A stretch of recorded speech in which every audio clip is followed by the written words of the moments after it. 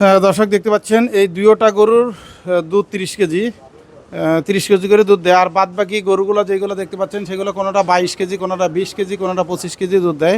ঢাকার ভিতরেই বলা চলে মোহাম্মদপুর এরিয়ার মধ্যে ফার্ম গড়ে উঠেছে। এখানে মোট 25টা গরু আছে। এই যে 30 কেজি দুধ দেবে এটাই, পাশেরটাও 30 কেজি। আচ্ছা, আপনি একটু দোয়ান কোনটা দোয়াবেন?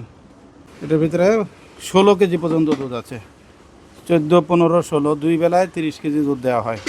আর ভাই এখন দোয়াবে, ওই যে দেখতে পাচ্ছেন তেল দিয়ে আগে পিছলে নিচ্ছে এবং দুধের ময়লা পরিষ্কার করে নিচ্ছে, দুধের বাটের ময়লাটা পরিষ্কার করে নিচ্ছে। ময়লা পরিষ্কার করে দোয়ানো শুরু হয়ে যাবে। দেখতে পাচ্ছেন দুধ দোয়ানো হচ্ছে। এভাবেই তারা 14 কেজি মতন, 14 থেকে 16 কেজি দুধ দহন করে নেবে এবং এই দুধ তারা পাইকারি বিক্রি করবে 75 টাকায়। এখানে কোনো খুচরা বিক্রি করা হয় না। এই যে দেখতে পাচ্ছেন প্রায় 1 বালতি হয়ে গেছে।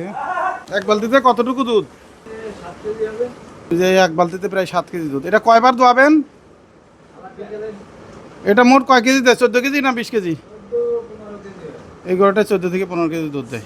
ভাই এখানে কয়টা গরু আছে মোট? 45টা ছাইলা। এখন এই পাশে কয়টা আছে?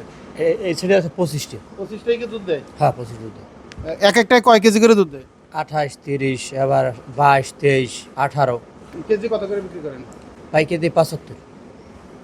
75 টাকা করে, মানে 75। যদি অন্য কেউ আসে খুচরা ক্রেতা, তাদেরকে কত করে দেন? আমরা খুচরা পাইকারি দিই না, আমরা এই পাইকারি দিয়ে দিই, আমরা খুচরা বেশি না। কি খাওয়ালে গরুর দুধ বেশি হয়? আপনার বসি, গমের বসি খাওয়াইলে আর আপনার এই ফিট খাওয়াইলে। ঘাসের থেকে কি এগুলো খাওয়ালে বেশি দুধ হয়? হ্যাঁ ঘাস খাওয়াইলে দুধ ভালো হয়।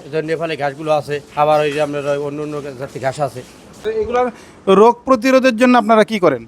ওই ডাক্তার আছে পাশে, ডাক্তার নিজের কাছে সুবিধা আছে, আমার ডাক্তার আছে। কি কি করলে রোগের সংখ্যা কমে? ধরেন হয়তো ভালো মতন গোসল করাইলে বা ভালো মতন ওই খাবার ঠিক রাখলে, পরিবেশ মতো রাখলে রোগ কমায়।